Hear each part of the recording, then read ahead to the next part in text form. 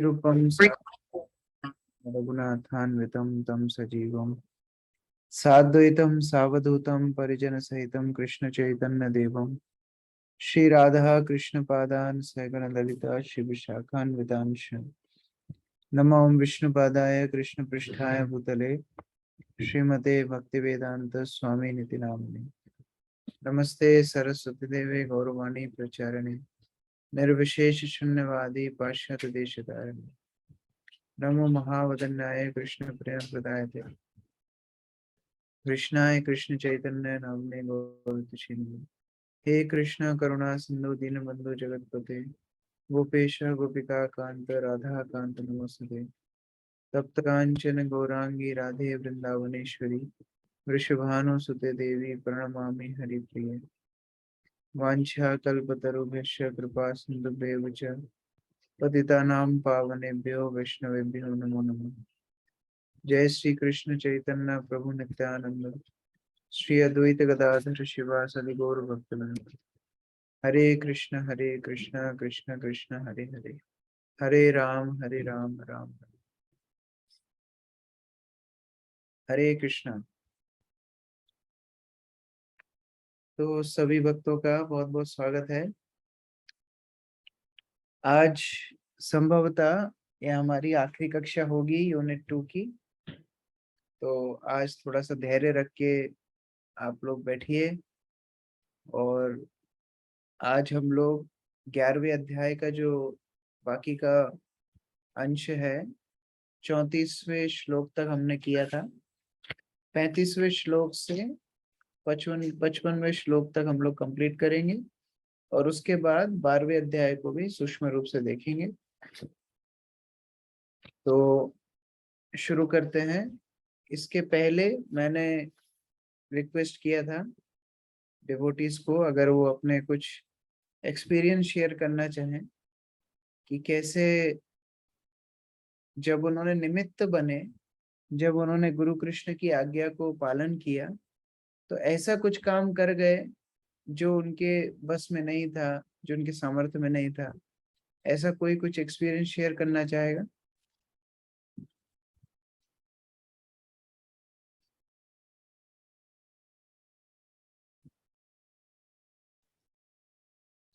हरे कृष्ण हाँ मधुमय प्रभु। प्रभु, मेरा जीवन में ऐसा है, जब से मतलब मंदिर में आया तो मेरा काउंसलर है अनुराग सुबु हिजदेश। अनुराग सुबु का जब मैं फॉलो करता हूँ, अनुराग सुबु मेरे को समझाते हैं ऐसे ऐसे भक्ति जीवन में ऐसे बढ़ना है, भक्ति के साथ ऐसे व्यवहार करना है, भक्ति ऐसे करना है, भगवान का सेवा कैसे करना है, भगवान का सेवा कैसे कौन सा भाव से करना है, तो उसको कैसे मतलब एक एक चीज समझाते मेरे को। तो मेरे को इतना समझ में नहीं आ रहा था, तो पुजारी जीवन में सेवा कैसे करना चाहिए। तो नक्शु ने एक एक चीज मेरे को सिखाया। ऑल्टर छोड़ के सारे जितना सेवा है, बर्तन घिसना, नक्शु मेरे को दिखाया, 1 घंटा करके दिखाया। बर्तन ऐसे घिसो, ऐसे करो, झाड़ू मारो, ऐसे पोछा ऐसे मारो। तो ये सब सेवा मैं नक्शु को देख के सीखा।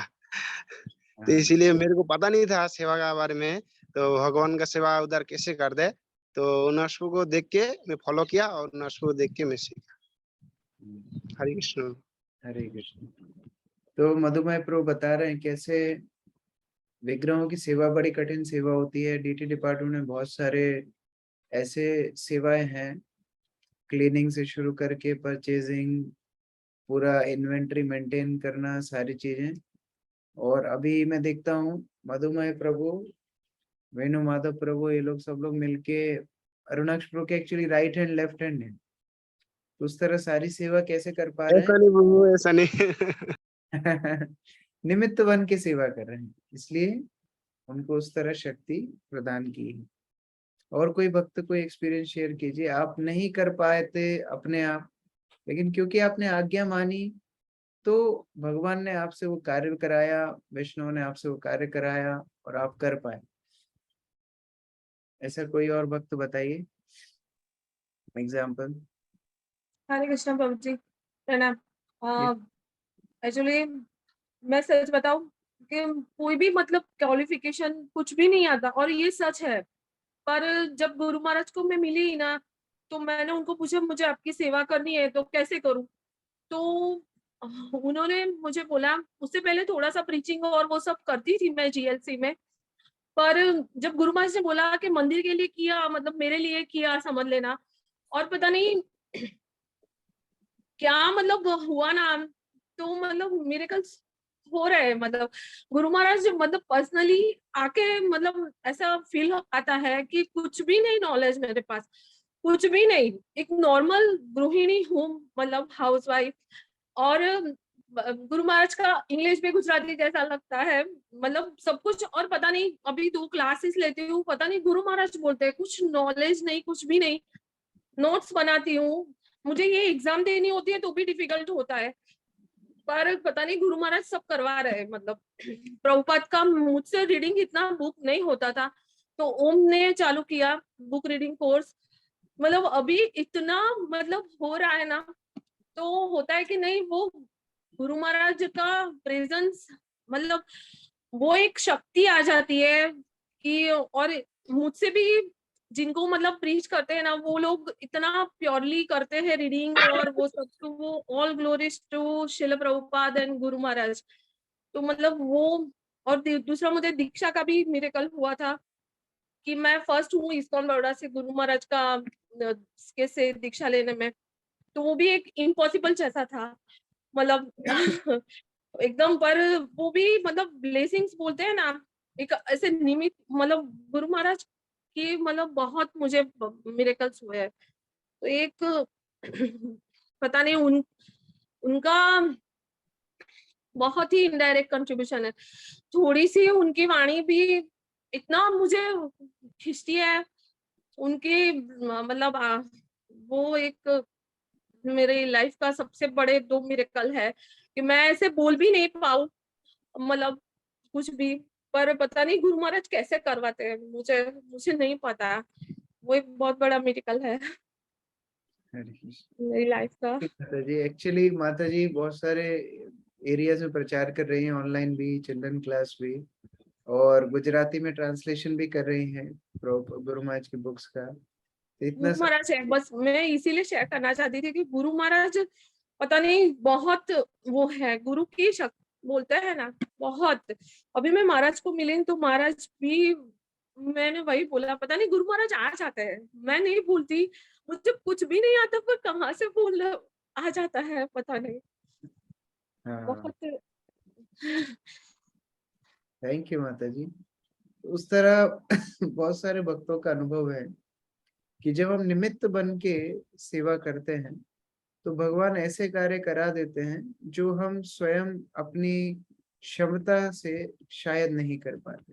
हाँ और उसी संदर्भ में कृष्ण अर्जुन को बोले कि निमित्त मात्र भव सव्यसाची, हे सव्यसाची अर्जुन, तुम निमित्त बन जाओ। मुझे जो करना था मैंने पहले से ही कर दिया है, तुम केवल मेरी आज्ञा का पालन करो। तो उस प्रकार हमने पिछली कक्षा में देखा था कि कैसे कृष्ण और अर्जुन के बीच में वार्तालाप होती है। कृष्ण अर्जुन को विराट रूप दिखाते हैं। अर्जुन जिस प्रकार विराट रूप का दर्शन करते हैं उसका वर्णन हमने चर्चा की, और कृष्ण ने उन्हें उपदेश दिया कि आप एक निमित्त बन जाइए। आज हम देखेंगे कैसे आगे अर्जुन बहुत सुंदर प्रार्थनाएं भगवान श्री कृष्ण को करेंगे, और कृष्ण उनकी प्रार्थनाओं को उत्तर देते हुए शुद्ध भक्ति का दोबारा से गुणगान करेंगे और बोलेंगे कैसे केवल शुद्ध भक्ति के द्वारा ही मुझे देखा जा सकता है। तो उस प्रकार से हम लोग आइए देखते हैं अर्जुन की प्रार्थनाएं भगवान श्री कृष्ण को। कोई एक भक्त पढ़िए 35वां श्लोक का अनुवाद अपनी गीता में से पढ़िए। संजय ने धृतराष्ट्र से कहा, हे राजा, भगवान के मुख से इन वचनों को सुनकर कांपते हुए अर्जुन ने हाथ जोड़कर उन्हें बारंबार नमस्कार किया फिर उसने भयभीत होकर अविरुद्ध स्वर में कृष्ण से इस प्रकार कहा। तो यहाँ पर अर्जुन को किरीटी बोला गया है। किरीटी का अर्थ होता है जिसने किरीट यानी कि बहुत ही बड़ा राजमुकुट देवताओं से हासिल किया हो। तो अर्जुन इतने महान योद्धा थे कि उन्होंने देवताओं को हरा करके उनसे राजमुकुट हासिल किया था। किरीट नाम उनका पड़ा था, किरीटी। तो यहाँ पर बताया ऐसा किरीटी नमस्कृत्वा, नमस्कार कर रहा है। कैसे? कांपते हुए, हाथ जोड़कर। इतना भयभीत हो गया इस रूप को देख करके कि कांपते हुए हाथ जोड़ करके प्रार्थना कर रहा है। पढ़िए।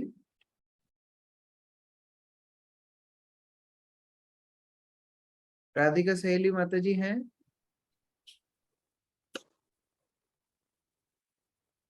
नहीं। और कोई? पढ़िए। अर्जुन ने आश्चर्यचकित था, अतः वह कृष्ण को बारंबार नमस्कार करने लगा और अविरुद्ध कंठ से वह एक मित्र के रूप में नहीं अपितु भक्त के रूप में कृष्ण की प्रार्थना करने लगा। वह बड़ा डर गया था। उसने पहले बार कृष्ण का ऐसा रूप देखा था।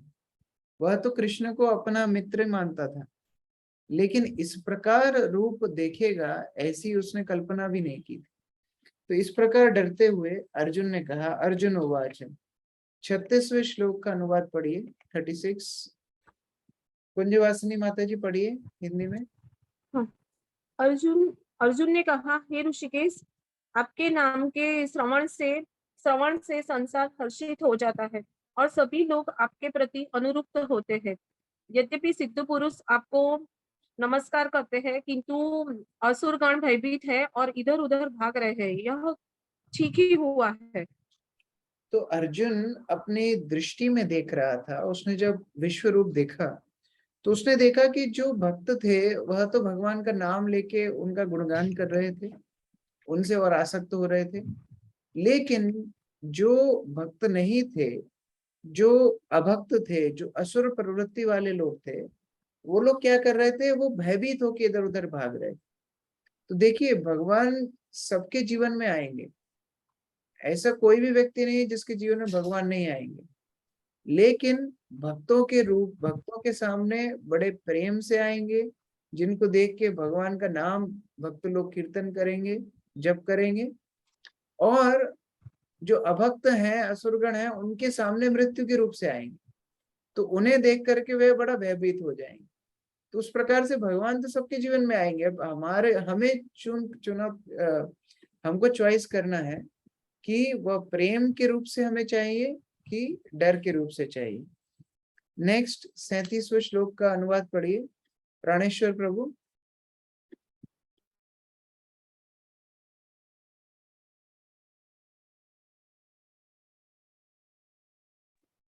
प्राणेश्वर प्रभु।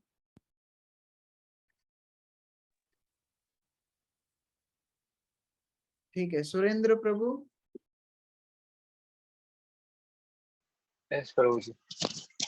हाँ, 37वें श्लोक का अर्जुन आपकी 37 में आपकी भगवत गीता। हे महात्मा जी प्रभु जी, हे महात्मा, आप ब्रह्मा से भी बढ़कर हैं, आप आदि सृष्टा हैं, तो फिर वे आपको सादर नमस्कार क्यों न करें? हे अनंत, हे देवेश, हे जगन निवास, आप परम स्रोत, अक्षर, कारणों के कारण तथा इस भौतिक जगत से परे हैं। सर, अभी भगवान की प्रार्थना करते हुए बोल रहे हैं कि भगवान, मैंने इस रूप में जो दृश्य देखा है, आप ब्रह्मा से भी बढ़कर है, क्योंकि मैंने उस रूप में ब्रह्मा को भी एक छोटा सा रूप के रूप में देखा है। आप सारी सृष्टि के स्तोत्र हैं, और ऐसा कौन व्यक्ति होगा जो आपको नमस्कार नहीं करेगा, क्योंकि आप सबके ही स्तोत्र हैं। आप अनंत हैं, आप सभी देवों के आदि देव हैं, और आप सारे जगत के निवास स्थान हैं। जगन निवास मतलब सारे जगत के लिए आप निवास स्थान हैं। तो उस प्रकार से आप पूरे जगत से परे हैं और उनके कारणों के कारण हैं।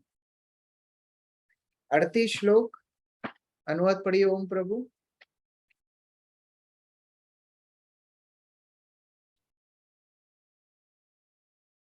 प्रभु जी मेरा इंग्लिश में मैं पढ़ रहा हूँ क्या ना? ठीक है, आप इंग्लिश में पढ़िए। 38 you are the original personality of the Godhead, the oldest, the ultimate sanctuary of this manifested cosmic world. You are the knower of everything, and you are all that is knowledgeable. You are the supreme refuge above the material modes. O limitless form, this whole cosmic manifestation is pervaded by. तो फिर से उसी श्रृंखला में अर्जुन आगे बता रहे हैं कि हे भगवान, आप सभी के स्तोत्र हैं, और भौतिक स्तोत्र नहीं, आप आध्यात्मिक स्तोत्र हैं। आप आध्यात्मिक आश्रय प्रदान करने वाले हैं। आप सब कुछ, जो कुछ हम भौतिक और आध्यात्मिक जगत में देखते हैं, सभी के कारण हैं, नियंता हैं और आश्रय प्रदान करने वाले आश्रय तत्व हैं। नेक्स्ट 39 रिदम माता जी। आप वायु हैं तथा परम नियंता हैं, आप अग्नि हैं, जल हैं तथा चंद्रमा हैं, आप आदि ब्रह्मा हैं और आप प्रति पितामह हैं। अतः आपको 1000 बार नमस्कार है और पुनः नमस्कार है। तो यहाँ पर अर्जुन भगवान को वायु बोल रहे हैं। वायु, क्योंकि वायु जैसे हर स्थान पे रहती है, सर्व विद्यमान रहती है, तो आप भी सर्व विद्यमान हैं। और दूसरा अग्नि, अग्नि कभी भी अपवित्र नहीं होती, हमेशा पवित्र होती है। चाहे उसको चंडाल जलाए, चाहे ब्राह्मण जलाए, चाहे उसमें कोई भी तरह का वस्तु डाल दिया जाए, अग्नि कभी भी अपवित्र नहीं होती, इसलिए अग्नि से तुलना की है। और बोल रहे हैं कि आप परपितामह हैं। ये भी हमने चर्चा की थी कि 25 मानव संसार के 25 प्रजापति हैं, उनके पिता हैं ब्रह्मा, और ब्रह्मा के भी पिता हैं भगवान श्री कृष्ण। तो भगवान श्री कृष्ण दादाजी हैं, परप्रा पितामह। तो अर्जुन उस प्रकार से उन्हें संबोधित कर रहे हैं। नेक्स्ट 40 आपको आगे पीछे तथा चारों ओर से नमस्कार है। हे असीम शक्ति, आप अनंत पराक्रम के स्वामी हैं, आप सर्वव्यापी हैं, अतः आप सब कुछ हैं। यहाँ पर अर्जुन बोल रहे हैं कि आपको हर तरफ से नमस्कार है। आपको आगे से नमस्कार, पीछे से नमस्कार, चारों तरफ से नमस्कार। ऐसे कोई नमस्कार करता है क्या? आप करते हैं क्या ऐसे नमस्कार भगवान को? अर्जुन ऐसे नमस्कार क्यों कर रहा है? आगे से नमस्कार, पीछे से नमस्कार, सब तरफ से नमस्कार है। क्यों? क्योंकि विश्वरूप इतना बड़ा रूप था, वो जहां देख रहा था उसको वहीं भगवान दिख रहे थे। सामने, पीछे, आगे, ऊपर, नीचे, वो सर्वत्र व्यापी विश्वरूप को देख रहा था। तो उसको समझ में नहीं आ रहा था प्रणाम कहाँ करूं, मैं आगे प्रणाम करूं तो भगवान तो पीछे भी है, ऊपर भी है, नीचे भी। तो बोला सब तरफ से प्रार्थना, भगवान आप जहां भी हो, सब तरफ से मेरा प्रार्थना स्वीकार कीजिए। यह कोटेशन पढ़िए स्क्रीन पर।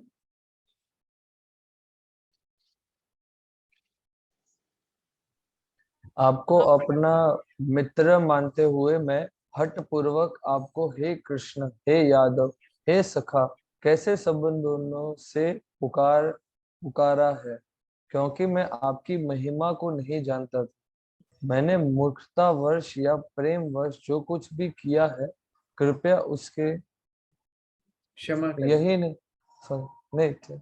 यही नहीं, मैंने कई बार सोते समय, एक साथ लेटे हुए, साथ साथ खाते या बैठे हुए, कभी अकेले में तो कभी मित्रों के समक्ष आपको अनादर किया है।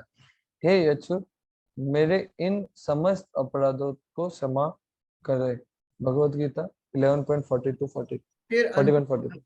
अंततः अर्जुन बोलते हैं, सखेति मत्वा प्रसभम यदुक्तम, हे कृष्ण, हे यादव, हे सखेति। उस प्रकार से अर्जुन बोलते हैं, हे भगवान, मैंने तो आपको अपना मित्र रूप से जाना था। मैंने बहुत बार आपके साथ क्रीड़ा करते समय, आपके साथ सोते हुए, बैठते हुए, लेटते हुए, खाते हुए, कई बार आपका अनादर किया। कृपया करके मुझे माफ कर दीजिए। और अर्जुन बोल रहे हैं कि अज्ञानता से, क्योंकि मैं आपको जानता नहीं था, मैं आपको अलग अलग नामों से बुलाता था, जैसे हे कृष्ण। तो भाई कृष्ण बोलेंगे कि आप, कृष्ण बुलाने में क्या दिक्कत थी? कृष्ण बुलाइए ना, कि मेरा नाम ही है कृष्ण, तो कृष्ण बुलाने से दिक्कत क्या है? अर्जुन बोलता है नहीं, आपको मुझे श्री कृष्ण बुलाना चाहिए था, क्योंकि आप सम्माननीय व्यक्ति हैं। तो मैं आपको श्री कृष्ण ना बुलाते हुए क्या बुलाता था? हे कृष्ण ऐसे बुलाता था, इसलिए आप मुझे माफ कर दीजिए। दूसरा बताए हे यादव। हे यादव, कृष्ण बोलते हैं हाँ हमारा सरनेम तो यादव ही है, हमको यादव नाम से बुलाओगे तो उसमें क्या दिक्कत है? नहीं, आप सामान्य यादव नहीं है, यादव तो बहुत सारे हैं, आप यादव पति हैं। तो आपको हमें बुलाना चाहिए था यादव पति या यादव श्रेष्ठ। हमने वह छोड़ के आपको केवल यादव नाम से बुलाया, तो यह भी हमारी गलती है। तो उस प्रकार से अर्जुन फिर माफी मांगते हैं और बोलते हैं हे सखेती। सखा मैत्री तो बराबर वालों में होती है, हम कैसे आपके सखा हो सकते हैं? क्योंकि आप तो असम ऊर्ध्व, आपसे बड़ा कोई नहीं, आपके बराबर कोई नहीं, तो हम तो आपके बराबर नहीं है और आपको सखा रूप से बुलाते थे, तो यह अपराध है। तो इस प्रकार अर्जुन कृष्ण से माफी मांग रहे हैं कि हे भगवान, हमने बहुत अपराध किए हैं, आपको हमने बहुत सामान्य रूप से देखा है, आप हमें माफ कर दीजिए। और देखिए यह अनुभव आप भी कर सकते हैं। आपके घर में जो मंदिर है, मान लीजिए आपने फोटो रख रखे हैं घर में, या फिर आपने डीटीज रख रखी हैं, हो सकता है सामान्य रूप से आप उनकी बड़े अर्चना आराधना करते हो और कई बार गलतियां भी करते होंगे। लेकिन मान लीजिए एक दिन आपको उसी फोटो में, उसी विग्रह में साक्षात राधा मदन मोहन प्रकट हो जाए और दर्शन दे दे, तो आपको कैसा लगेगा? अरे हमने तो बहुत बार बिना ऑल्टर बंद किए खाया, हमने तो ऑल्टर की ठीक से सेवा नहीं की, कई बार गंदे संदे हमने स्पर्श किया, कई बार प्रणाम नहीं किया, तो उस पर फीलिंग आएगी। तो उसी प्रकार अर्जुन ने जो विश्व रूप देखा, तो उस तरह उनको भावना आई कि हमसे बहुत बड़ी गलती हो गई कि हमने कृष्ण को इस प्रकार पुकारा और कृष्ण को सखा रूप से माना, जबकि वह तो हमारे स्तोत्र हैं, आदिदेव हैं। पढ़िए, एक भक्त पढ़िए।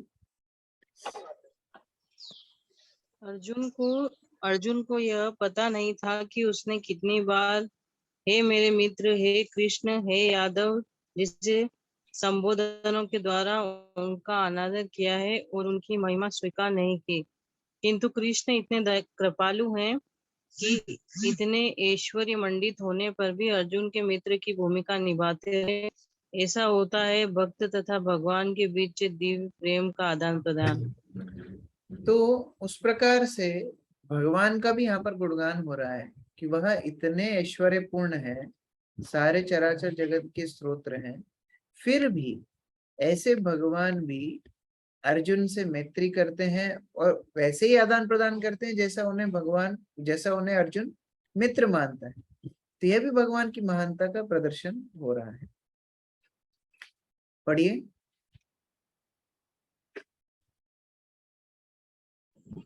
जीव तथा कृष्ण का संबंध शाश्वत रूप से स्थिर है, इसे भुलाया नहीं जा सकता। जैसा कि हम अर्जुन के आचरण में देखते हैं, यद्यपि अर्जुन विराट रूप के ऐश्वर्य देख चुका है, किंतु वह कृष्ण के साथ अपनी मैत्री नहीं भूल सकता। देखिए यह जो अर्जुन की प्रार्थना है ना, वो थोड़ी इस प्रकार से भी है। आप सोचिए, है ना, जैसे मान लो दो मित्र साथ में एक ही साथ पढ़ते थे, खाते थे, एक दूसरे का टिफिन चुराते थे, और बाद में उन दोनों की अलग अलग जगह नौकरी लग गई। फिर बाद में कुछ 10-20 साल बाद पता पड़ा उनमें से एक व्यक्ति प्रधानमंत्री बन गया। तो दूसरा उसको देख करके क्या महसूस करेगा? उसको तो अपनी मैत्री याद आएगी ना। वो यही तो बोलेगा कि हम तो साथ में खेलते थे, साथ में एक दूसरे का टिफिन खाते थे, साथ में इस तरह हम लोग एक दूसरे को छेड़ते थे। तो अर्जुन अपने साख्य रस को भूल नहीं पा रहे हैं। अर्जुन उसी संबंध को बार बार याद कर रहे हैं, यद्यपि सामने विश्वरूप है, लेकिन उन्हें याद क्या आ रहा है? भगवान के साथ उनका साख्य रूप। तो यहाँ प्रभुपाद तात्पर्य बता रहे हैं कि जीवात्मा का जो भगवान से संबंध है ना, वह शाश्वत है। जैसे मान लीजिए कोई साख्य रस में है, या कोई दास्य रस में है, या कोई वात्सल्य रस में है, अलग अलग रसों में भगवान के साथ भक्त युक्त होते हैं। किसी कारण से वह भक्त भौतिक संसार में आ गया, लेकिन फिर भी उसका संबंध तो शाश्वत है ना। तो उस प्रकार से वह उसी संबंध में सेवा करेगा, और जब शुद्ध हो जाएगा तो आध्यात्मिक संसार में वही सेवा को पुनः कंटिन्यू करेगा। लेकिन यहाँ अर्जुन जब देख रहे हैं विश्वरूप, बोल रहा है मेरी तो दोस्ती गई, मैं मेरी दोस्ती को कैसे जाने दे सकता हूँ। आप परमेश्वर हो, भगवान हो, जो भी हो, मेरे तो मित्र हो ना। तो अर्जुन उस प्रकार से अपनी मित्रता को पुनः स्मरण कर रहा है, और इसलिए ऐसी बातें कर रहा है। पढ़िए। हे विराट रूप, हे सहस्रभुज भगवान, मैं आपके मुकुटधारी चतुर्भुज रूप का दर्शन करना चाहता हूँ, जिसमें आप अपने चारों हाथों में शंख, चक्र, गदा तथा पद्म धारण किए हुए हों। मैं उसी रूप को देखने की इच्छा रखता हूँ। तो उसके बाद अर्जुन बोले कि आपने जो कुछ दिखाया बहुत अच्छा दिखाया, लेकिन अभी हमको बहुत डर लग रहा है, अभी इस रूप को हम नहीं देख पा रहे हैं।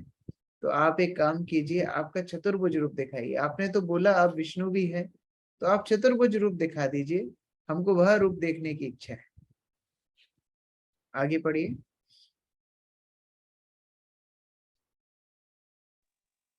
अब वह प्रार्थना कर रहा है कि भगवान अपने नारायण नित्य रूप का आदर्शन दे। इस श्लोक से श्रीमद् भागवत के कथन की निसंदेह पुष्टि होती है कि कृष्ण आदि भगवान और अन्य सारे रूप उन्हीं से ही प्रकट होते हैं। तो देखिए यहाँ पर अर्जुन के इस कथन से एक और बात सिद्ध हो रही है कि कैसे भगवान श्री कृष्ण वास्तव में सारे अवतारों के स्रोत हैं, क्योंकि उन्होंने विश्व रूप तो दिखाया, सारे देवी देवताओं को भी दिखाया, और अब चतुर्भुज रूप विष्णु को भी दिखाएंगे। इसका मतलब है कि चतुर्भुज रूप विष्णु भी भगवान श्री कृष्ण के अंदर है, और ये पहली बार नहीं बहुत बार दिखाया है। जैसे जब द्रौपदी और भीम दोनों अलग अलग पक्ष में थे, अश्वत्थामा ने द्रौपदी के 5 पुत्रों का वध किया, भीम चाहते थे कि हम अश्वत्थामा का वध कर दें, द्रौपदी उसके समर्थन में नहीं थी। द्रौपदी ने बोला कि अगर आप हमारे पुत्रों को वापस ला सकते हैं तो इसका वध कर दीजिए, लेकिन हमारे पुत्र तो वापस नहीं आएंगे, और अश्वत्थामा को मार के क्या होगा, हमारी गुरु माता को बड़ा दुख होगा। तो उस प्रकार दुख हम अपनी गुरु माता को क्यों देंगे, तो आप इसको मत मारिए। भीम बोलते नहीं मारेंगे। दोनों आपस में झगड़ा करने लगे, तो कृष्ण 2 हाथों से भीम को रोकते हैं, 2 हाथों से द्रौपदी को रोकते हैं। बोला इमरजेंसी सिचुएशन है, दोनों को रोकना है, तो 2-2 हाथों से दोनों को रोकते हैं। तो वहां चतुर्भुज रूप दिखाते हैं। उसके बाद जब गोपियां भगवान को ढूंढ रही थी, रास मंडप से भगवान गायब हो गए थे, तो गोपियां भगवान को ढूंढ रही थी, अलग अलग वृक्षों से, लताओं से पूछ रही थी कि कृष्ण को तुमने देखा क्या। तो कृष्ण ने सोचा थोड़ा कॉमेडी करते हैं। कृष्ण वहां पर चतुर्भुज रूप में आके खड़े हो गए। उन्होंने सोचा कि देखते हैं कि गोपियां क्या करती हैं। गोपियों ने देखा हाँ विष्णु खड़े हैं, प्रणाम किया, आगे निकल गई। कृष्ण ने सोचा अरे इतनी भयंकर बेइज्जती तो कभी हुई नहीं हमारी इससे पहले, अभी अभी तो ये हम लोग को बिल्कुल भी ध्यान नहीं दे रही हैं। उसके बाद में राधा रानी जब आई तो भगवान चतुर्भुज रख ही नहीं पाए, उनकी 2 भुजाएं अपने आप गायब हो गई, और भगवान फिर श्याम सुंदर रूप में आ गए। इस प्रकार अनेक बार भगवान श्री कृष्ण ने चतुर्भुज रूप दिखाया है, लेकिन एक बार भी ऐसा नहीं है कि विष्णु ने श्याम सुंदर रूप दिखा दिया हो, ऐसा कभी नहीं हुआ। चैतन्य महाप्रभु सिंपल लॉजिक देते हैं कि लक्ष्मी तपस्या करती है बिल्व वन में, किसके लिए, कृष्ण के साथ रासलीला में भाग लेने के लिए। लेकिन क्या ऐसा कोई सिद्धांत है जहां गोपियों ने कृष्ण को छोड़ के विष्णु की पूजा करी हो? एक भी सिद्धांत नहीं है। तो चैतन्य महाप्रभु बोलते हैं तो ऐसा कृष्ण में क्या है जो लक्ष्मी विष्णु को छोड़ के आ जाती है, लेकिन गोपियां कृष्ण को छोड़ती नहीं है, विष्णु सामने भी खड़े हैं तो भी विष्णु को पत्ता भी नहीं देती। ऐसा कृष्ण में क्या है? कृष्ण विष्णु के भी स्तोत्र है, यहाँ पर बताया जा रहा है। तो अभी हम एक छोटी सी एक्सरसाइज करेंगे। 2 लोग आपस में चर्चा कर रहे हैं। पहला एक ढोंगी बाबा है जो बोलता है कि मैं भगवान हूँ। तो हमारा इस्कॉन का भक्त था, एकादश अध्याय पढ़ के गया नया नया, वो बोलता है कि अच्छा आप भगवान हो तो आप मुझे अपना विश्व रूप दिखा दो, विश्व रूप दिखाओगे तो मैं मान जाऊंगा कि आप भगवान हो। तो ये ढोंगी बाबा क्या बोलते हैं, ठीक है तुम्हें विश्व रूप देखने के लिए दिव्य चक्षुओं की जरूरत पड़ेगी, तब तो तुम विश्व रूप देख पाओगे ना, तुम्हारे पास दिव्य चक्षु ही नहीं है इसलिए तुम विश्व रूप नहीं देख पा रहे हो। तो भक्त बोलता है ठीक है, अर्जुन को कृष्ण ने विश्व रूप दिखाने के लिए दिव्य चक्षु प्रदान किए थे ना, तो आप भी हमको दिव्य चक्षु दे दीजिए, जैसे अर्जुन को कृष्ण ने दिए आप हमको दे दीजिए। ठीक है, ढोंगी बाबा बोलते हैं अर्जुन को इसलिए दिव्य चक्षु मिले थे क्योंकि अर्जुन ने भगवान कृष्ण को समर्पण किया था, आप हमको समर्पण करो तो हम आपको भी दिव्य चक्षु दे देंगे। अब भक्त क्या बोलेगा बताइए, अब भक्त को क्या उत्तर देना चाहिए, कौन बताएगा? कन्वर्सेशन समझ में आ रहा है? प्रभु जी, भक्त बोलेगा कि आप किस परंपरा से हैं।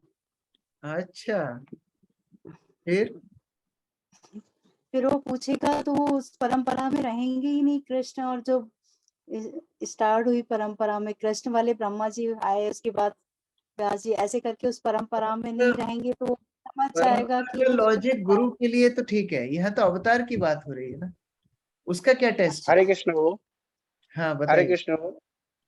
बताइए। तो पहले भक्त बोलेंगे उनको, आपका क्या सोच है, आप भगवान है। हाँ तो फिर क्या क्वेश्चन क्या उसको पूछना है? पूछेंगे, आपको सबूत दिखाना है, आपको मैं कैसे मानूं आप भगवान है। हाँ, क्योंकि कृष्ण ने तो बहुत सारे पहले से प्रमाण दिए कि मैं इस तरह भगवान हूँ, इस तरह भगवान हूं। आपके पास क्या प्रमाण है वो बताइए। वेरी गुड मधुमेह प्रभु। और कोई भक्त, और क्या लॉजिक देना चाहिए, कैसे इस प्रभु जी, डोंगी ये का भी है उत्तर कि कराए? कृष्ण भगवान ने उंगली पे गोवर्धन उठा लिया था, क्या वो जो है ढोंगी है वो क्या ऐसा कर सकता है क्या? उन्होंने बहुत सारे ऐसे चमत्कार किए, तो बहुत क्या वो अच्छा, ढोंगी भक्त कर चलो ठीक सकता है, है क्या? विश्व रूप दिखाने के लिए तो दिव्य चक्षु लगते हैं, लेकिन जब भगवान ने गोवर्धन उठाया उसके लिए तो कोई दिव्य चक्षु नहीं लगते हैं, वो तो सबने देखा। तो आप थोड़ा सा कोई सैंपल दिखाइए कुछ उठा के इस तरह, तो हम मानेंगे कि आप भगवान है। उसके लिए तो कोई दिव्य चक्षु नहीं चाहिए ना, तो ऐसा कुछ दिखाइए। और कोई भक्त? जैसे कि भगवान जब प्रकट होते हैं उससे पहले शास्त्र में वर्णन आता है भगवान के बारे में, तो वेरी, ऐसा कौन सा शास्त्र इसका वर्णन है, उनके मतलब उनके बारे में वर्णन है, ऐसा हाँ, पूछ सकते आपका कौन सा पुराण है? 19वां पुराण, 5वां वेद, कौन सा है जिसमें आपके बारे में लिखा हुआ है? आपका किस शास्त्र में वर्णन है कि आप भगवान हैं? भगवान श्री कृष्ण के बारे में तो कितने सारे शास्त्रों में लिखा है, आपके बारे में कहाँ लिखा है? और क्या पूछ सकते हैं? वेरी गुड, शास्त्र का रेफरेंस दीजिए। और क्या पूछेंगे? लास्ट पॉइंट कोई बताना चाहेगा?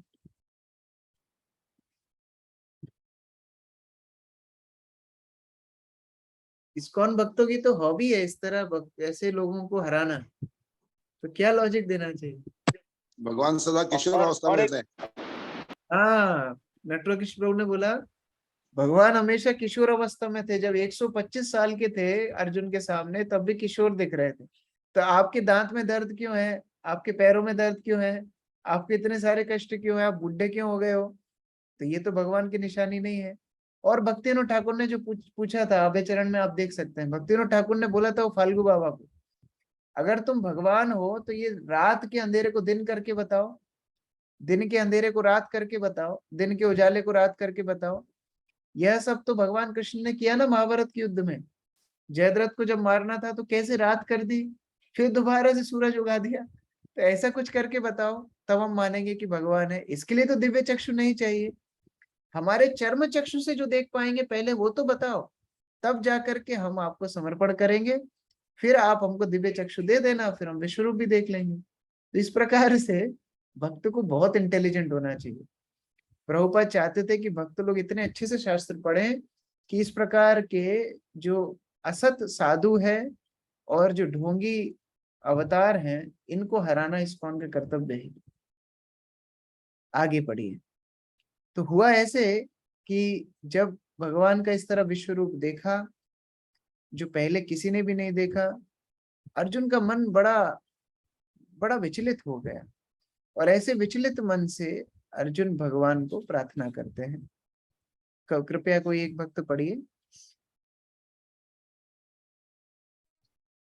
तुम मेरे इस भयानक रूप को देखकर अत्यंत विचलित एवं मोहित हो गए हो। अब इसे समाप्त करता हूँ। हे मेरे भक्त, तुम समस्त चिंताओं से पुनः मुक्त हो जाओ। तुम शांत चित्त से अब अपना इच्छित रूप।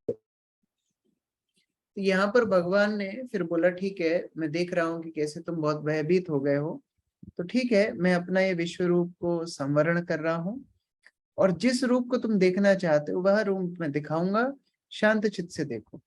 स्वाभाविक भी है, मान लीजिए कोई 2-4 साल का बच्चा है, अपने पिता से बहुत प्रेम करता है। अब वह पिता मान लो पुलिस की नौकरी करते हैं, और एक दिन घर आ जाएं और अपनी रिवॉल्वर निकाल के वहां धाए धाए करने लगे घर में आकर के, तो बच्चे क्या होगा? प्रेम आएगा, क्या होगा? डर जाएगा। ऐसा रूप तो कई पापा का देखा नहीं। पहले तो आते थे टॉफी निकाल के देते थे, अभी तो रिवॉल्वर निकाल के धाए धाए कर रहे हैं, यहाँ किसको क्या गोली लग रही है, कौन क्या सामान फूट रहा है। उसी प्रकार से अर्जुन का जो संबंध है भगवान से, साख्य संबंध है, बड़ा प्रीतिमय संबंध है। लेकिन ऐसे सौम्य वपु, सुंदर वपु को ना दिखते हुए वह विश्व रूप को देख रहा है, उग्र रूप को देख रहा है, तो स्वाभाविक रूप से डरेगा। और इसलिए भगवान बोल रहे हैं, ठीक है, मैं देख पा रहा हूं तुम बहुत डर गए हो, तो मैं इस रूप का संवरण अभी करता हूं। आगे पढ़िए। अर्जुन से इस प्रकार कहने के बाद भगवान ने अपना असली चतुर्भुज रूप प्रकट किया और अंत में 2 भुजाओं वाला अपना रूप प्रदर्शित करके भयभीत अर्जुन को धैर्य बंधाया। तो फिर भगवान ने चतुर्भुज रूप से अर्जुन को दर्शन दिए, जो कि पहले भी भगवान बहुत बार बहुत भक्तों को दे चुके हैं। और उसके बाद भगवान पुनः द्विभुज रूप में, अपने जो श्याम सुंदर रूप में है उसमें आ गए। इस रूप को बोला जाता है सौम्य वपु।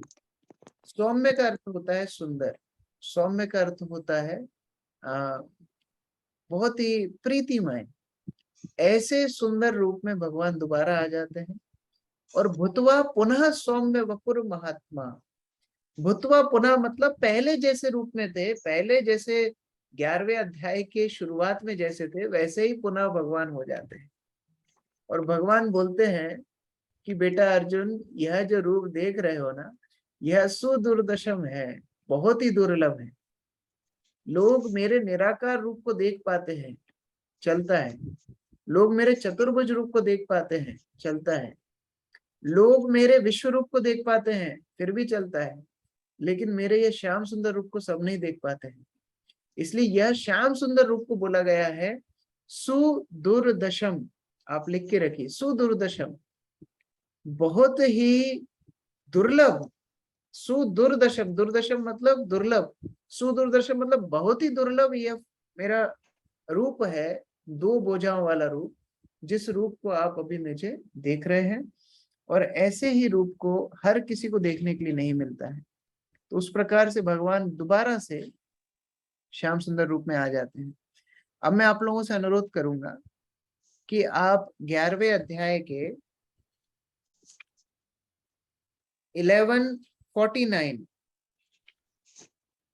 49 श्लोक को पढ़िए, उसके तात्पर्य को पढ़िए, और जो जल्दी पढ़ ले वो हैंड रेस कर ले फटाफट और बताए कि अर्जुन को विश्व रूप क्यों भगवान ने दिखाया। पहले तो हमने चर्चा की है कि बाकी लोगों को समझाने के लिए दिखाया, इसके लिए दिखाया, उसके लिए दिखाया, लेकिन इस तात्पर्य में और भी कुछ सूक्ष्म बातें बताई हैं कि अर्जुन को भगवान ने विश्व रूप दर्शन क्यों दिखाया। तो फटाफट पढ़िए, first come first serve, hand raise करिए जिसने पहले पढ़ लिया। 1149 श्लोक तात्पर्य पढ़ के हैंड रेस कीजिए।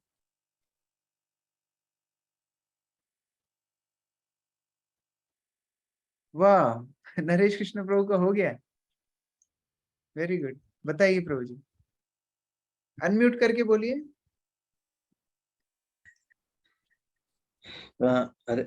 यह दृश्य अर्जुन को इसलिए दिखलाया गया है क्योंकि भक्त शांत होते हैं और ऐसे जघन्य कर्म नहीं कर सकते। विश्व रूप प्रकट करने का यह अभिप्राय स्पष्ट हो चुका है। ठीक है, एक एक पॉइंट बताइए। तो यहाँ पर पहला पॉइंट नरेश कृष्ण प्रभु ने बताया है कि भक्त तो बड़े सौम्य होते हैं, वो तो लड़ाई झगड़ा नहीं करते, खून खराबा नहीं करते। तो भगवान ने इस प्रकार रूप दिखा दिया कि तुमको खून खराबा नहीं करना है, मैं करूंगा, तुमको केवल निमित्त बनना है। तो यह पहला और सूक्ष्म कारण। और दूसरा कोई भक्त जिसने परपट पढ़ लिया हो, दूसरा पॉइंट बताइए।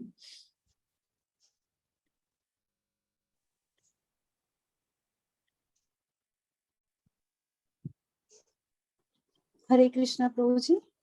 हाँ माता जी बताइए। प्रभु जी ये भी है कि है ना, वो अर्जुन पितामह को मारने के लिए डर रहे थे, तो कृष्ण भगवान ने कहा कि जब धृतराष्ट्र के सभा में द्रौपदी का अपमान हुआ तब पितामह भी वहीं बैठे थे, तो उन्होंने तो सपोर्ट नहीं किया था, तो इसीलिए भी ये वजह हो सकती है विश्वरूप दर्शन का, भगवान उनको बोलना चाह रहे हैं। प्रभुपाद तात्पर्य में बता रहे हैं कि जो भीष्म, जो द्रोण को मारने से अर्जुन कतरा रहे हैं, भगवान बोल रहे हैं तुम मारो ना मारो, द्रौपदी को जब उन्होंने मदद नहीं की, द्रौपदी के चीरहरण के समय पर इतनी प्रार्थनाओं पे भी भीष्म द्रोण ने मदद नहीं की, मैं तो उनको मारूंगा ही मारूंगा। तुमको मारना है तो मारो, नहीं मारना मत मारो, मैं तो मारूंगा ही मारूंगा। और विश्व रूप के माध्यम से उन्हें मरता हुआ भगवान ने दिखाया। तो अर्जुन को एक प्रकार से भगवान यह भी बोल रहे हैं विश्व रूप के माध्यम से कि तुम केवल मेरी आज्ञा का पालन करो, भीष्म द्रोणा को मारने से डरो मत, क्योंकि मैं तो उनको मारने ही वाला हूँ। तो तुमको केवल निमित्त बन के धर्म का पालन करना है। और कोई भक्त कुछ और पॉइंट बताना चाहते हैं? इसमें अर्जुन मतलब भीष्म पितामह और गुरु द्रोण को मारने में बहुत चिंतित था, इसलिए भगवान ने कहा कि ये मेरे द्वारा पहले ही मारे जा चुके हैं। हाँ। तो इसलिए उन्होंने अपने विश्व रूप में दिखाया कि सब मेरे मुंह के अंदर समारे काल के वश। तो मान लो आपको पहले से ही पता पड़ जाए शेयर मार्केट में कि यह कंपनी उठ करके 1000 गुना प्रॉफिट देने वाली है, तो उसमें तो आप लगाओगे ही। उसी प्रकार से यहाँ पर कृष्ण बोल रहे हैं देखो तुमको विजयी होना ही होना है, मैंने सबको मार दिया है। तो एक प्रकार से अर्जुन का आत्मबल और बढ़ाने के लिए भगवान उसको बोल रहे हैं कि इस प्रकार से तुम युद्ध में आगे बढ़ो। भगवान द्विभुज रूप तो दिखाते ही हैं, और यह सौम्य रूप, यह सुंदर रूप बड़ा ही दुर्लभ है, इसका दर्शन अर्जुन करते हैं। लेकिन भगवान अर्जुन को एक गोपनीय बात बताते हैं। क्या गोपनीय बात है? कि यह जो मेरा रूप तुम सामने देख रहे हो अर्जुन, यह हर कोई नहीं देख पाता है, हर कोई व्यक्ति इस रूप का दर्शन कर ही नहीं पाता है। तो कौन कर पाता है? ये सुदुर्दशम 52वें श्लोक का अनुवाद पढ़िए, 52 52 श्लोक का अनुवाद पढ़िए एक वक्त। श्री भगवान ने कहा, हे अर्जुन, तुम मेरे जिस रूप को इस समय देख रहे हो उसे देख पाना अत्यंत दुष्कर है। यहाँ तक कि देवता भी इस अत्यंत प्रिय रूप को देखने की ताक में रहते हैं। देवता भी प्रयास करते हैं भगवान के सौम्य रूप को देखने के लिए। यहाँ तक कि देवता तो भगवान क्षीरोदक्षाय विष्णु का भी दर्शन नहीं कर पाते। क्षीरोदक्षाय विष्णु कौन है? ब्रांच मैनेजर है। जैसे हेड ऑफिस होता है, हेड ऑफिस कृष्ण है, लेकिन हर यूनिवर्स में, हर जगत में एक ब्रांच ऑफिस होता है। ब्रांच ऑफिस मतलब उस स्थान के लिए ऑफिस। तो क्षीरोदक्षाय विष्णु एक एक ब्रह्मांड में श्वेत द्वीप में निवास करते हैं, तो वहां पर ब्रांच मैनेजर के रूप से रहते हैं। अगर कोई संकट कठिनाई आती है तो ब्रह्मा सभी देवों को लेकर के क्षीर समुद्र के पास जाते हैं, तो प्रार्थना करते हैं।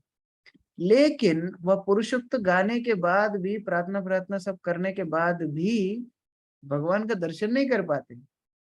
केवल भगवान की आवाज सुनाई देती है उनको।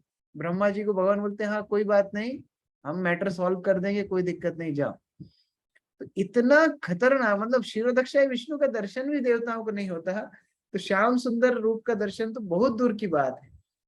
तो ऐसा वपु, सौम्य वपु तो है, बहुत सुंदर वपु तो है, लेकिन सुदुष्करम भी है, बहुत ही कठिन है उनका दर्शन करना। तो कैसे करेंगे हम लोग, कैसे उन तक पहुंच सकते हैं? भगवान सीक्रेट खोल रहे हैं 54वें श्लोक में। यह सीक्रेट है कि भगवान का दर्शन हम कैसे कर सकते हैं। भक्त्या तु अनन्य शक्या अहम एवं विदो अर्जुना ज्ञातुम दृष्टुम च तत्त्वेन प्रवेष्टुम च परंतप। हम इस कमरे में बैठे हैं, बगल के कमरे में क्या चल रहा है हम नहीं देख पाते। मान लीजिए बगल के कमरे से आवाज आती है कि दो लोग लड़ाई कर रहे हैं, तो हम लोग क्या सोच सकते हैं?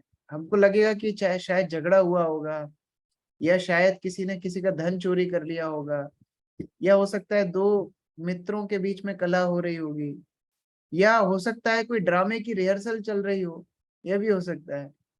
लेकिन पास में जाकर के देखा, कक्ष खोला तो कुछ भी नहीं था, वहां पर मोबाइल फोन में एक वीडियो प्ले हो रही थी। ना तो लड़ाई थी, ना मित्र लड़ रहे थे, ना कोई ड्रामा प्रैक्टिस चल रही थी। तो हम लोग अपनी इंद्रियों से इतना सीमित चीजें भी नहीं देख पाते हैं, उन भगवान को कहाँ से देखेंगे? लेकिन भगवान को देखने के लिए क्या सीक्रेट है, भगवान इस श्लोक में बता रहे हैं। कृपया इसका अनुवाद पढ़िए।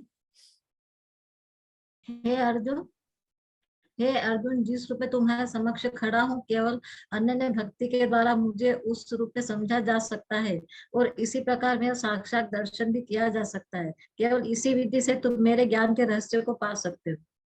केवल अनन्य भक्ति द्वारा मुझे जाना जा सकता है। भक्त्या तु अनन्य शक्या, अनन्य भक्ति के द्वारा ही मुझे तुम जान सकते हो। कैसे? जैसे तुम्हारे सामने खड़ा हूं वैसा, श्याम सुंदर रूप में। इससे पिछले श्लोक में भगवान बाकी सारी जो पद्धतियां हैं उनका तिरस्कार कर रहे हैं। पहला भगवान बोल रहे हैं, ना हम वेदई ना, वेदों के पाठ के द्वारा तुम मुझे नहीं जान सकते, कितना ही वेद पढ़ लो मुझे नहीं जान सकते। दूसरा क्या है?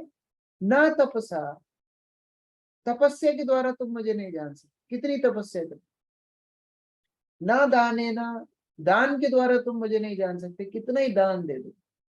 और ना च यज्ञ, इज्जा, इज्जा मतलब होता है पूजा करना, ना इज्जा, कोई भी प्रकार की पूजा पाठ के द्वारा तुम मुझे नहीं प्राप्त कर सकते। तो कैसे प्राप्त करें? भक्त लोग भी तो पढ़ते हैं, भक्त लोग भी तो भक्ति शास्त्री करते हैं, असाइनमेंट लिखते हैं, एग्जाम देते हैं। तो भगवान तो बोल रहे हैं ना हम वेद्य। फिर अगले श्लोक से और इस श्लोक में कैसे समझे? भक्त लोग भी तो तपस्या करते हैं, एकादशी करते हैं, 4 रेगुलेटरी प्रिंसिपल फॉलो करते हैं, सुबह उठते हैं, उनकी भी तो तपस्या है। दाने ना, वह भक्त लोग भी तो दान करते हैं, और वर्षे पूजा करते हैं नटवर कृष्ण प्रभु डेली जाके ऑल्टर में। तो कैसे समझे? भगवान तो पिछले श्लोक को मना कर दिए, मैं इनसे नहीं प्राप्त होता हूँ, तो कैसे समझे? फिर भक्त लोग क्यों करते हैं ये सारी क्रिया? कौन बताएगा? भगवान के प्रति अपना हाँ बताइए कुंजवासिनी माता जी। भगवान के प्रति अपना भाव, अपना प्रेम प्रदर्शित करने के लिए ये सारी सेवाएं। तो भगवान ने तो मना ही कर दिया ना, 53वें श्लोक में भगवान ने मना ही कर दिया कि मैं इनसे प्राप्त ही नहीं होता हूँ, तो फिर क्यों करते हैं हम लोग? उनका प्रेम होता है शायद। हरे कृष्णा। बिकॉज हम भगवान को डायरेक्ट प्रेमा भक्ति से भी नहीं पा सकते, क्योंकि वो हम उस स्टेज तक पहुंचने के लिए हमें ये सब चीजें करनी पड़ती है। एक बार मैं एक भक्त से बात कर रहा था, मैं उनको बोल रहा था, प्रभु हमारे पास तो कुछ छोड़ने के लिए भी नहीं है, तो हम लोग क्या कर रहे हैं? हम लोग पढ़ रहे हैं, लिख रहे हैं, सब तप साधन कर रहे हैं, बाद में इसको छोड़ के हम मंदिर में आएंगे। तो उन्होंने बोला कि हाँ, ये उसी प्रकार से है जैसे पहले नहाने के लिए गंदा होना पड़ेगा, पहले मिट्टी लगाओ, गंदे हो, फिर नहाओ, क्योंकि नहाने के लिए पहले गंदा होना जरूरी है ना। तो जब भगवान इनसे मिलेंगे ही नहीं तो करते क्यों हैं? यह प्रश्न है। देखिए सरल है। और कोई भक्त बताना चाहता है? गुरु का आदेश, गुरु का आदेश ब्रह्मास्त्र है। गुरु बोल रहे हैं इसलिए कर रहे हैं, अपनी बुद्धि लगा रही है, तो ब्रह्मास्त्र है। लेकिन लॉजिक क्या है इसके पीछे? देखिए सरल है। भगवान बोल रहे हैं यह जो चीजें भक्ति से विहीन करेगा शास्त्र पढ़े भक्ति नहीं है, 0। पूजा करता है भक्ति नहीं है, 0। दूसरों को दान देता है भक्त नहीं है, 0। लेकिन भक्त्या तो अनन्य शक्य, अगर इन क्रियाओं में भक्ति जुड़ जाए तो मैं आसानी से प्राप्त हो जाती हूँ। भक्ति के साथ जब शास्त्र पढ़ता है मुझे जानने के लिए तो मैं मिल जाता हूँ। भक्ति के साथ जब मेरी अर्चना करता है, पूजा करता है, आरती करता है तो मैं मिल जाता हूँ। भक्ति के साथ जब व्रत तप करता है तो मैं मिल जाता हूँ। और कृष्ण भक्ति का प्रचार करना जो सबसे बड़ा दान है, ऐसा दान जब करता है तो मैं आसानी से मिल जाता हूँ। तो मुख्य बात है भक्ति, क्रिया मुख्य नहीं है। आप कुछ भी क्रिया कीजिए वह महत्वपूर्ण नहीं है। मेन वस्तु क्या है, उसमें भक्ति जुड़ी है कि नहीं। भगवान भावग्राही जनार्दन है, भक्ति को ग्रहण करते हैं। तो जब तक हमारी भक्ति नहीं है तब तक भगवान हमारी क्रियाओं को स्वीकार नहीं करेंगे, चाहे वो बाहर से आध्यात्मिक दिखें चाहे भौतिक दिखें, वह दूसरी बात है। लेकिन हमारी क्रियाओं में भक्ति जुड़ना चाहिए। यह भगवान बोल रहे हैं भक्त्या तो अनन्य शक्य, कि जो भी करो, यज्ञ करो, दान करो, तप करो, अर्चना करो, जो भी करो, भक्ति जरूर होना चाहिए। उस प्रकार से भगवान यहाँ पर बता रहे हैं। तो प्रश्न आएगा कि भक्ति क्या है, कैसे पहचाने भक्ति क्या, प्रैक्टिकल कुछ बताओ, भक्ति क्या है। तो भगवान आखिरी श्लोक इस अध्याय का भक्ति के बारे में और विस्तार से बता रहे हैं। मत कर्म कृण मत परम मत भक्ता संग वर्जिता निर्वैर सर्वभूतेषु यह स मामेति पांडवा। इसका अनुवाद पढ़िए। हे अर्जुन, जो व्यक्ति सकाम कर्मों तथा ज्ञान के कलमश से मुक्त होकर मेरी शुद्ध भक्ति में तत्परता है, मेरे लिए कर्म करता है, मुझे ही जीवन लक्ष्य समझता है और जो प्रत्येक जीव से मैत्री भाव रखता है वह निश्चय ही मुझे प्राप्त करता है। भगवान यहाँ पर कुछ मुख्य बिंदु बता रहे हैं। बोले कि आपको संसार छोड़ना नहीं है, क्या करना है, मुझे अपने संसार में जोड़ना है। भगवान बोलते हैं मुझसे फ्रस्ट्रेट होके आपको भागना नहीं है, मुझे अपने संसार में आपको जोड़ना है। क्या करना है, सबसे पहला मत कर्मा, अपने कर्मों को मेरे लिए कीजिए। और मत परमा, मुझे परम मानिए, मुझे सर्वोपरि मानिए। यह समझ जाइए कि आप मेरी सेवा कर रहे हैं, इसका मतलब है आप सबसे बड़ा काम कर रहे हैं, आपके जीवन का लक्ष्य मैं हूं। और मत संग मत भक्ता, मेरे भक्त बनिए। संग वर्जिता, जो अभक्त है उनका संग आप न मत करिए। निर्वैरा, किसी से शत्रुता मत कीजिए। सर्वभूतेषु, सभी जीवात्माओं से प्रेम के साथ रहिए, मैत्री भाव से रहिए। ऐसा भक्त मेरे भक्ति में आगे बढ़ सकता है, मुझे प्राप्त कर सकता है। तो जैसा रूप गोस्वामी बताते हैं, अनासक्तस्य विषयान यथार्हम उपयुञ्जता निर्बंध कृष्ण संबंधे युक्त वैराग्य मुच्यते। युक्त वैराग्य का सिद्धांत भगवान यहाँ बता रहे हैं। भक्ति क्या है, अलग अलग माध्यमों से भगवान समझा रहे हैं। इसका ये पढ़िए, तात्पर्य से कोटेशन पढ़िए। जो कोई चिन्मय धाम के कृष्ण लोक में परम पुरुष को प्राप्त कौन करके, पढ़ेंगे, एक भक्त पढ़िए कोटेशन।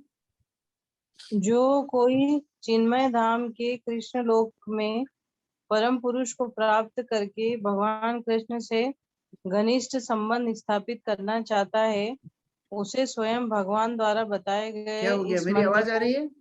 अरे ऑलरेडी 2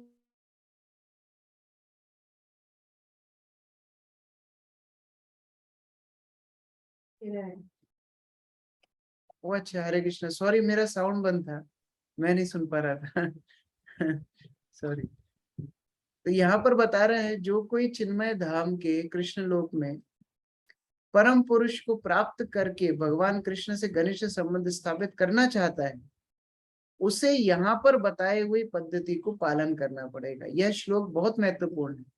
हम बोलते तो हैं भक्ति के द्वारा भगवान को प्राप्त करो, भक्ति के द्वारा भगवान को प्राप्त करो, लेकिन भक्ति क्या है, यह बिंदु भगवान यहाँ पर बता रहे हैं।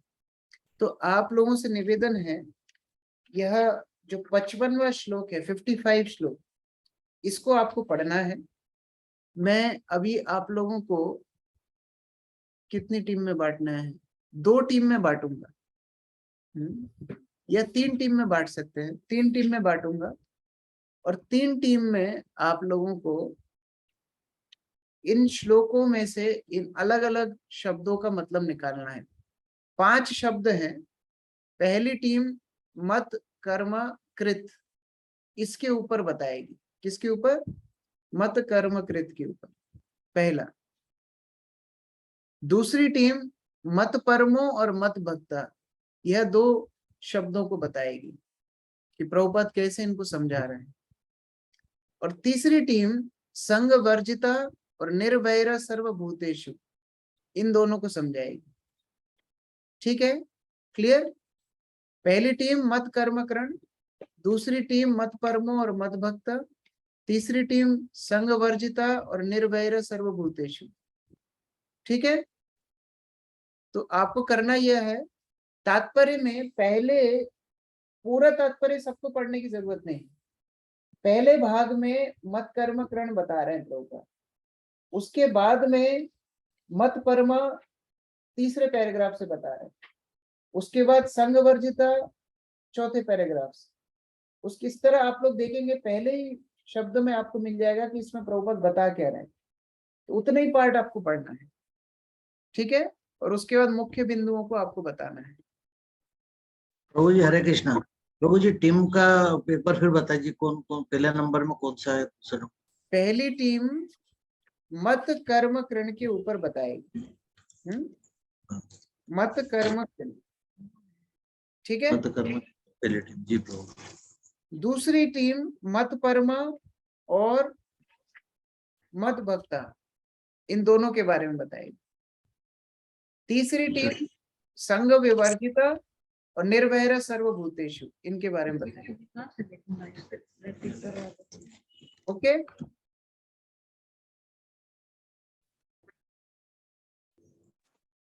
कृष्ण कृष्ण कृष्ण हरे हरे, हरे राम राम राम हरे हरे। हरे कृष्णा। तो टीम 1 कृपया करके समझाइए भगवान क्या बता रहे हैं मत कर्म कृण के बाद माध्यम से। मत कर्म कृण, जैसे कि प्रभुपाद जो तात्पर्य में वर्णन किए हैं, तो वैसा है कि पहले तो वो लिखते हैं कि ये एसेंस है, भगवत गीता की पूरी श्लोक है, एसेंस है। उसके बाद प्रभुपाद जी स्टार्ट करते हैं कि जो भगवान से मतलब अटैच होना चाहता है तो उनको भगवान के लिए कर्म करना पड़ेगा। उसके बाद प्रभुपाद बोलते हैं कि सब जीव ये जो भौतिक प्रकृति है इसके ऊपर प्रभुत्व जगह मतलब लॉर्ड इट होवर करना चाहते हैं। तो इसी जो कर्म करने का टेंडेंसी है, इस एनर्जी को कृष्ण कॉन्शियसनेस में ट्रांसफर करना है। और उसके लिए वो कैसे करना है, वो भक्ति रसामृत सिंधु से एक श्लोक दिए हैं, अनासक्त से विषयान, ऐसा करके। देन अभी बाद में लिखे हैं कि कुछ कोई भी व्यक्ति भगवान कृष्ण के अलावा और किसके लिए भी काम नहीं करना चाहिए, सिर्फ उनके लिए काम करना चाहिए, और वो है कृष्ण कर्म। और बाकी वो काम करते करते उसको अनासक्त होना चाहिए, रिजल्ट के ऊपर कोई भी मतलब प्रोप्रिएटरशिप नहीं रखना है। और बाद में बोले हैं कोई अगर बिजनेसमैन है तो उसको बिजनेस भगवान के लिए करना है। कोई अगर एक मतलब कुछ बिल्डिंग बनाना चाहता है, भगवान के लिए मंदिर बनाए। तो बाद में बोले अगर वो बिजनेसमैन नहीं है, बड़ा आदमी नहीं है, तो छोटा सा कुछ कर सकता है, मंदिर मार्जन कर सकता है। और ऐसे करके प्रभुपाद जी हमें फिजिकल सर्विस का मतलब स्ट्रेस दिए हैं।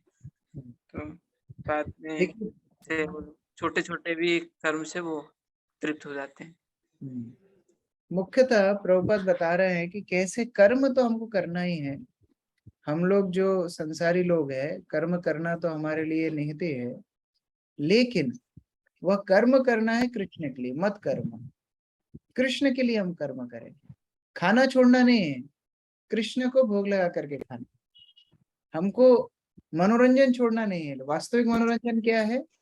भगवान की कथा सुनना, भगवान का नाम लेना, भक्तों के साथ नृत्य करना, यह वास्तविक मनोरंजन है।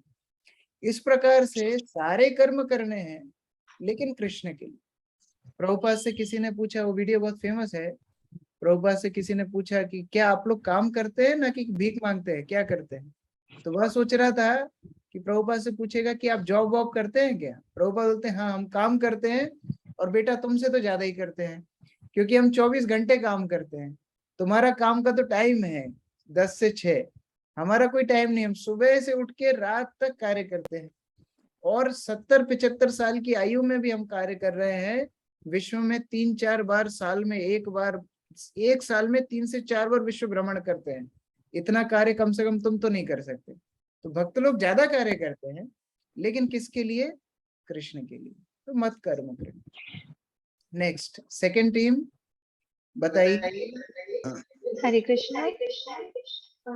हमें 2 शब्द का अर्थ बताना है। पहला है मत परमः और दूसरा है मत भक्तः। तो इसमें मत परमः उन व्यक्ति के लिए यूज किया जाता है जो अपने जीवन के परम लक्ष्य भगवान कृष्ण के परम धाम की संगति करना चाहता है, और ऐसा व्यक्ति को किसी दूसरे लोक जैसे सूर्य या ब्रह्मलोक में जाने की कोई इच्छा नहीं होती है, वो हमेशा आध्यात्मिक आकाश से आसक्त रहता है। दूसरा है मद भक्त। मद भक्त में भक्त जो रहता है वो पूर्णतः नवदा भक्ति में लग्न रहता है, जैसे श्रवण, कीर्तन, शरण एक्सेट्रा। और अगर वो इन सब पूरी नवदा भक्ति में नहीं लगे रहे, उसमें से किसी एक में भी रत रहे, तब भी वो निश्चित रूप से कृतार्थ हो जाएगा। यह कुछ ऐसा हुआ जैसे मान लीजिए आपको लॉटरी लगी हो 1 करोड़ रुपए की, और आप उस लॉटरी को कलेक्ट करने के लिए गए, कोई बोलता है कि 10 लाख रुपए ले जाइए, आप लेंगे? नहीं लेंगे। 90 लाख भी लेंगे? 95 लाख? 99 लाख?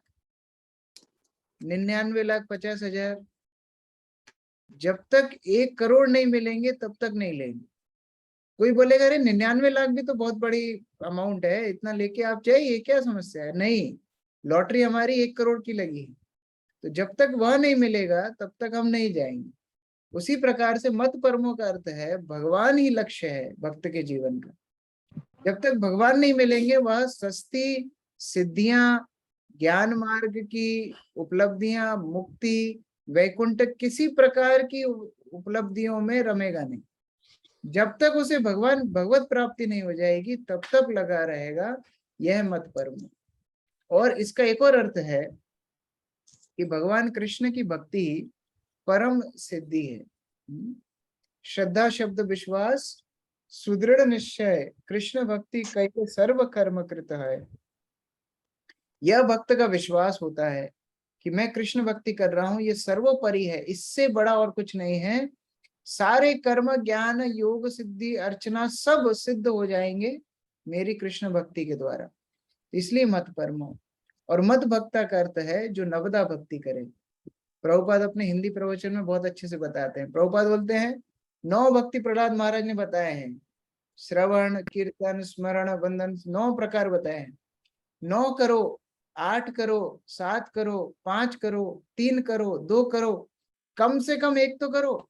प्रभुपाद हिंदी प्रवचन में बताते कम से कम 1 तो करो। तो ये नवदा भक्ति में से किसी प्रकार से भक्त जब संलग्न होता है उसको हम भक्त बोलते हैं। मद भक्ता भगवान का भक्त है जो नवदा भक्ति करे। नेक्स्ट थर्ड टीम बताइए आगे कि संवर्जिता और निर्वैर सर्वभूतेषु, इसके बारे में समझाइए। हरे कृष्ण। हरे कृष्ण बुद्धन। सो हमें दिया गया था संग वर्जित और निर्वैर सर्वभूतेषु। Am I audible? हाँ बताइए। संग वर्जित में प्रभुपाद जी ये बता रहे हैं कि जो डिवोटीज रहते हैं वो किसी भी ऐसे लोगों से संग नहीं लेते हैं जो कृष्णा भावनामृत के फेवरेबल ना हो। और साथ ही साथ प्रभुपाद जी बता रहे हैं कि ऐसा नहीं कि सिर्फ वो कृष्णा भावनामृत के फेवरेबल नहीं होना चाहिए, साथ ही वो किसी भी फ्रूटिव एक्टिविटीज या मेंटल स्पेकुलेशन में भी इन्वॉल्व नहीं होना चाहिए। ऐसे डिवोटीज और ऐसे लोगों को हम कभी भी संग नहीं लेते जिसके हमारी चेतना में भी वो अशुद्धि आ जाए और उनके थॉट्स हमारे में भी प्रवेश कर जाए। इससे बचने के लिए हम इन लोगों का संग कभी नहीं लेते। और प्रभुपाद जी इसमें भक्ति रसामृत सिंधु का 1.11 श्लोक कोट करते हैं। इस श्लोक में भी श्रील रूप गोस्वामी ने क्लियरली यही सेम चीज बताई है कि जो अनअलर्ट डिवोशनल सर्विस करना चाहते हैं वो लोगों को सारे के सारे मटेरियल कंटेमिनेशन से दूर रहना चाहिए। वो सब मतलब दूर इन द सेंस होने ही नहीं चाहिए उनके चेतना में। और इससे फ्री होने के लिए प्रभुपाद जी बता रहे कि ऐसे लोगों का एसोसिएशन बहुत ही ज्यादा रिस्की होता है जो लोग मेंटल स्पेक्यूलेशन और फ्यूटिव एक्टिविटीज में इन्वॉल्व रहते हैं। और जो सेकेंड वर्ड है, और इसमें प्रभुपाद जी आगे एक और एग्जांपल देते हैं, सॉरी प्रभुपाद जी आगे एक एग्जांपल देते हैं कि कंस जो था वो भी पूरा दिन भगवान को याद कर रहा था, पर जब कंस जो पूरा दिन भगवान को याद कर रहा था तो वो उनको उनकी मृत्यु के लिए याद कर रहा था। तो प्रभुपाद जी ऐसा बोलते हैं कि हमें फेवरेबली भगवान को याद करना है, उनको हेल्प करने के लिए, उनके एक्टिविटीज में, उनके प्रचार कार्य में हेल्प करने के लिए हमें याद करना है। ऐसा नहीं कि हम उनको याद करके उन्हें परेशान कर रहे। तो भगवान का एसोसिएशन उनको हेल्प करने के लिए होना चाहिए। अगर उनके अनफेवरेबली होगा तो हमें लास्ट में जैसे कंस को मृत्यु मिली तो वैसे हमें भी मृत्यु मिलेगी। प्रभुपाद जी बता रहे डिवोटीज का गोल नहीं रहता है कि वो भगवान के द्वारा मृत्यु मिले, क्योंकि भगवान के द्वारा मृत्यु मिलने से भी आदमी सेल्वेशन, मुक्ति की प्राप्ति करता है। पर डिवोटीज का कभी भी ये गोल नहीं रहता है कि वो मृत्यु की प्राप्ति करे। उनका गोल रहता है कि वो कैसे डिवोशनल सर्विस, भगवान के साथ संग प्राप्त करे। तो इसलिए प्रभुपाद जी यहाँ पे ये चीज बता रहे संग वर्जिता में, कि पहले तो बता रहे कि हमें नॉन डिवोटीज का संग नहीं लेना, और सेकंड बता रहे हमें ऐसे लोगों का संग लेते हुए फेवरेबली। फिर आगे प्रभुपाद जी सेकंड जो हमें दिया गया है, निर्वैर सर्वभूतेषु। निर्वैर सर्वभूतेषु का मीनिंग ये है कि उनका कभी भी कोई एनिमी नहीं रहता, शत्रु नहीं रहता। तो प्रभुपाद जी बता रही कि थोड़ा सुनने में पॉसिबल नहीं लग सकता है, हाउ इज दिस, ऐसा प्रभुपाद जी ने तात्पर्य में लिखा है। तो प्रभुपाद जी आगे एक्सप्लेनेशन ये देते हैं कि नो एनिमी होने का मतलब ये है कि जो डिवोटीज है, जो भक्त है, वो लोग जानते हैं कि कृष्ण भावना में जो चीज है वो बहुत ही ज्यादा इंपॉर्टेंट है, और वो सारे जो हमारे दुख है और सारे जो हमारी समस्या है वो उसका उद्धार ला सकता है। तो इसके प्रचार के लिए वो अपना जीवन भी देने के लिए तैयार हो जाते हैं, और सभी की मृत्यु, सभी के शत्रु न बनते, और इसके लिए वो अपने लाइफ भी रिस्क पे लाद लेते हैं। और एग्जांपल में प्रभुपाद जी दे रहे हैं लॉर्ड जीसस क्राइस्ट का, जिन्होंने इस चीज के लिए अपनी लाइफ कुर्बानी भी कर दी, डिवोशनल सर्विस का प्रचार, लविंग डिवोशनल सर्विस का प्रचार करने के लिए। सत्य में आगे प्रभुपाद जी एग्जांपल देते हैं कि प्रहलाद महाराज का और हरिदास ठाकुर का, कि हम वैसे लग सकता है कोई कुर्बानी कैसे देगा, पर हाँ डिवोशनल सर्विस इतनी ज्यादा इंपॉर्टेंट है और वो खुद ही इतना एक्सपीरियंस कर चुका है कि उसे ऐसा लगता है कि नहीं यही तो मुझे बांटना ही चाहिए। ये लोग थोड़ा अभी इग्नोरेंस में है, पर इसके प्रचार के लिए कुछ भी करना चाहिए, क्योंकि ये इनके लिए बहुत ही ज्यादा इंपॉर्टेंट है, बेनिफिशियल चीजें, इसलिए वो पूरा का पूरा अपना जीवन ही इसके पीछे समर्पित कर देते हैं। तो ऐसे वो सभी के हितेच्छु होते हैं और सभी के फ्रेंड्स होते हैं, किसी के भी वो बुरा नहीं सोचते। Thank you so much. Thank you प्रभु। तो आपने बहुत अच्छे से बताया दोनों ही लक्षण जो भक्ति के हैं। पहला है किस प्रकार से भगवान के भक्त सभी जीवात्माओं को हितैषी हैं। प्रहलाद महाराज जैसे भगवान से प्रार्थना की कि भगवान मैं उनके लिए चिंतित हूँ जो इस भौतिक संसार को अपना घर मान चुके हैं, मैं उनके लिए चिंतित हूँ।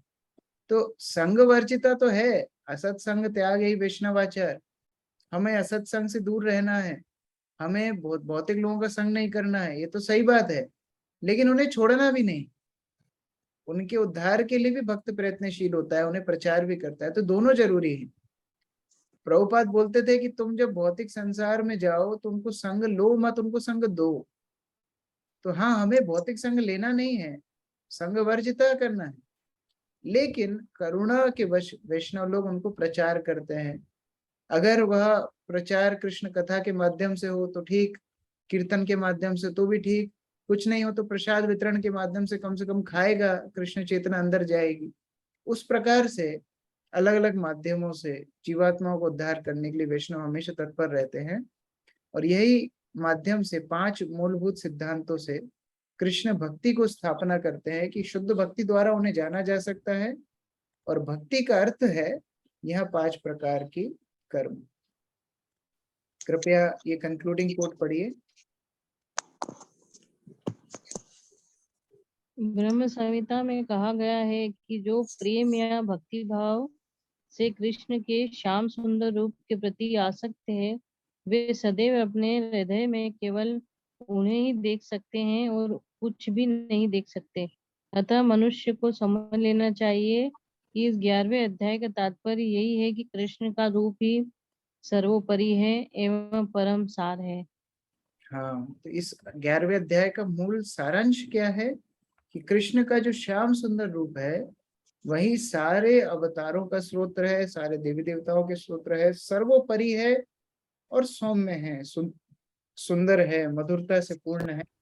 ऐसे श्याम सुंदर को भक्ति के द्वारा देखा जा सकता है। और भक्ति के पंच कर्म हमने अभी 55 विषय में देखे। तो इसके साथ 11वां अध्याय समापन होता है। हम लोग 5 से 7 मिनट का ब्रेक लेंगे। 5 से 7 मिनट में आप घूम के आ जाइए, थोड़ा पानी वानी पी लीजिए, थोड़ा जिसको भूख लग रही है कुछ खा लीजिए। उसके बाद हम 12वां अध्याय कंप्लीट करेंगे। 5 से 7 मिनट का ब्रेक। हरे कृष्ण।